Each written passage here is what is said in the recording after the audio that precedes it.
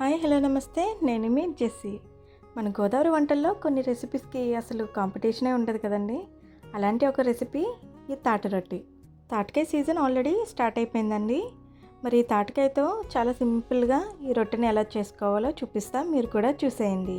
ముందుగా బాగా పండిన తాటికాయని తీసుకుని దాన్ని పగలగొట్టి టెంకలన్నీ సెపరేట్ చేసుకోవాలి. టెంకకున్న గుజ్జు మొత్తం ఇలా గ్రేటర్తో గ్రేట్ చేసుకోవాలి.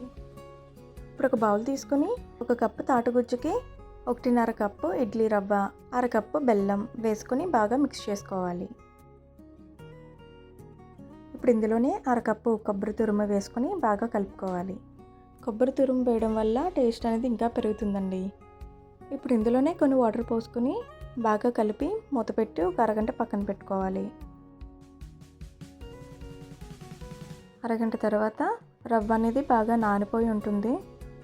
దలసరిగా ఉన్న కడాయి తీసుకుని అందులో కొద్దిగా ఆయిల్ పోసి కడాయి మొత్తం ఆయిల్ స్ప్రెడ్ చేసుకొని మనం కలిపి పెట్టుకున్న పిండి ముద్దని రొట్టెలా వేసుకోవాలి. ఇప్పుడు మూత పెట్టి లో ఫ్లేమ్లో 10 నిమిషాల వరకు కుక్ చేసుకోవాలి. 10 నిమిషాల తర్వాత ఒక సైడ్ అనేది బాగా వేగి ఉంటుందండి. మరొక వైపు తిప్పి ఒక 5 నిమిషాలు లో ఫ్లేమ్లో ఉడకనివ్వాలి. అంతేనండి, తాటి రొట్టి రెడీ అయిపోయింది.